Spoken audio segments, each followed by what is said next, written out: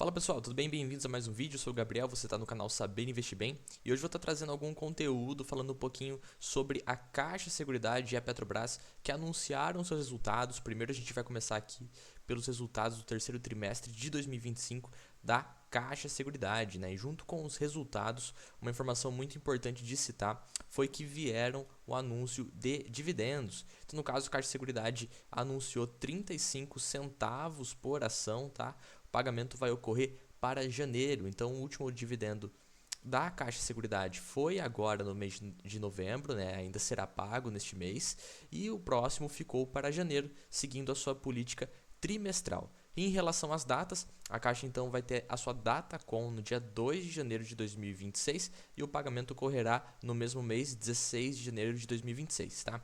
Então temos tempo ainda para quem quiser comprar as ações para ter direito ao dividendo. Apenas lembrando, pessoal, não compre ações por conta de um dividendo específico apenas, mas pense sempre na perenidade do dividendo e no dividendo de longo prazo, tá?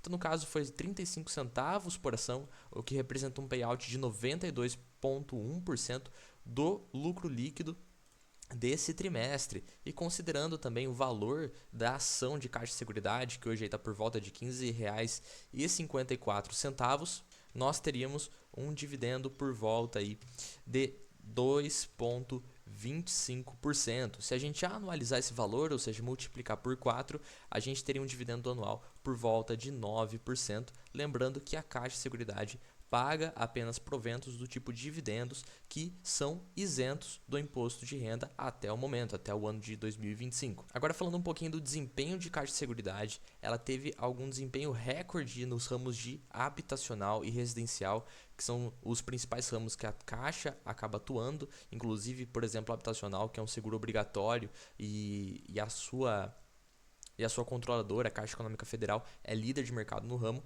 Ela acabou emitindo aí mais de R$ 1 bilhão em prêmios, um aumento de 10% em relação ao terceiro trimestre de 2024. No ramo residencial, uma emissão de R$ 307 milhões, crescimento de 28,7%, ou seja, um avanço operacional. Alguns destaques que a gente tem que reforçar para a Caixa de Seguridade é a sua liderança de mercado no ramo habitacional.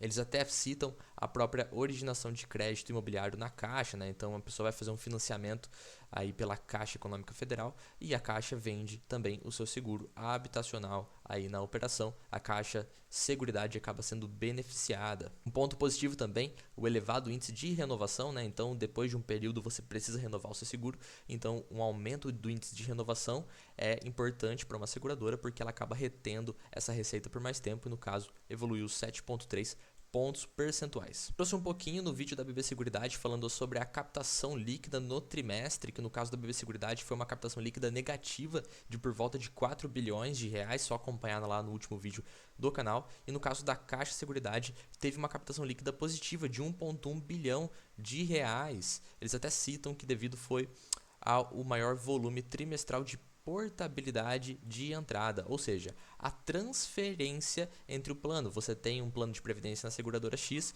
e vai trazer para a Caixa ou para um plano administrado pela Caixa. Isso conta como captação líquida. E por que isso é bom para a Caixa Seguridade? Porque isso aumenta as reservas e a Caixa ela cobra uma taxa de administração, uma taxa de gestão sobre essas reservas. Então quando você aporta recursos ou traz recursos de fora, aumenta-se essa reserva e a taxa ela acaba ganhando mais em cima do saldo que ela tem ali administrado. No caso ocorreram aqui 623 milhões de reais de portabilidade de entrada. A parte de previdência da Caixa Seguridade conta com uma reserva de 191,9 bilhões de reais, um aumento de 14,4% em relação ao mesmo trimestre do ano passado e gerou 7,1 bilhões de receita, um crescimento de 5,4%. Alinhado com uma solução do crédito imobiliário, a Caixa também tem esse seguro perda de renda, que você garante o pagamento de até 6 parcelas do crédito imobiliário em um caso de desemprego involuntário ou incapacidade física. Então, ou seja,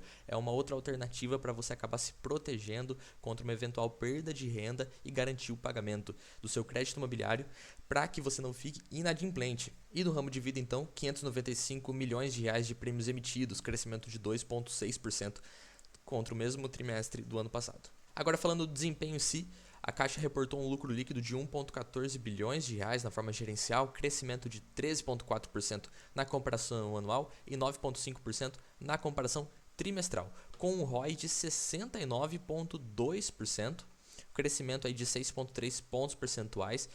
Ou seja, a empresa está se tornando ela mais rentável, porque isso aqui é o retorno sobre o patrimônio líquido, e aí ela acabou também anunciando 1 bilhão de dividendos, 92,1% de payout. Outra empresa que também anunciou dividendos foi a Petrobras, que anunciou 94 centavos por ação ordinária e preferencial.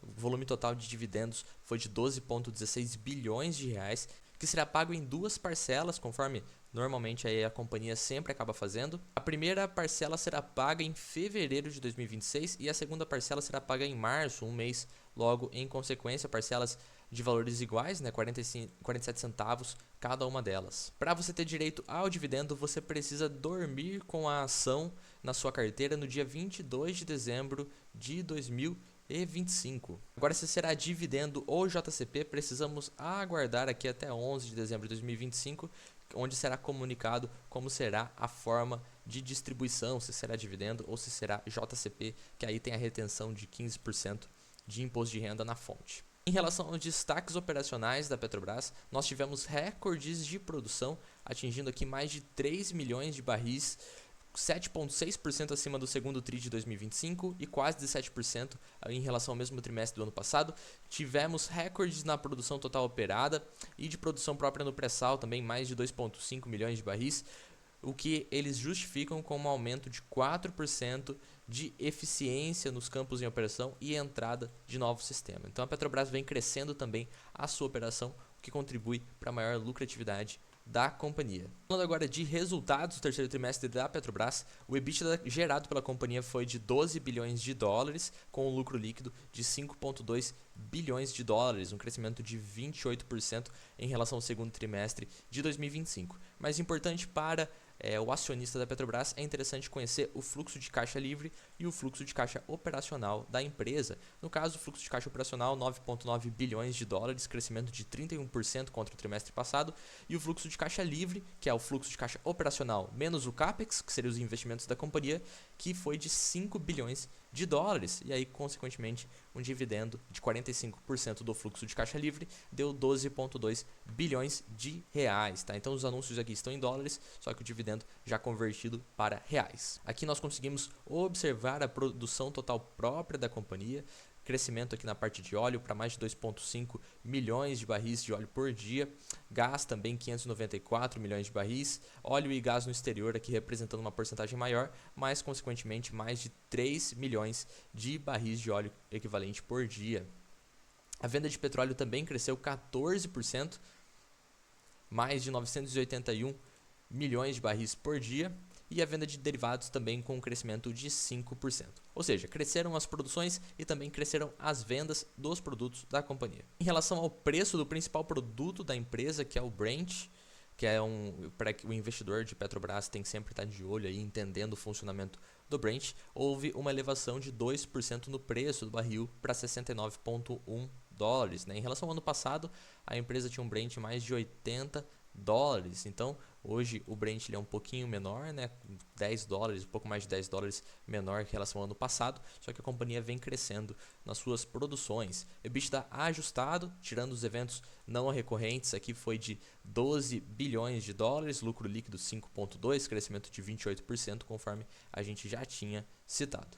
Percebe que o fluxo de caixa operacional da companhia foi de 11,3 bilhões de dólares, quando o Brent estava aqui na casa de 80 dólares por barril, e agora foi de 9,9 com um Brent a 69 dólares por barril. Agora, entendendo quanto que a Petrobras ela vai pagar aí para o seu acionista, dividendo aí por volta de 94 centavos por ação, vamos tirar aqui o preço da Petrobras, que por volta de R$ 31,96 daria algo como 2,94% de dividend yield. Se a gente multiplicar isso aqui por 4, a gente vai ter algo por volta de 11,76% na forma anualizada do dividendo. Pessoal, esse foi o vídeo de hoje mostrando um pouquinho desses anúncios de dividendo que tivemos, que foi da Petrobras e da Caixa de Seguridade.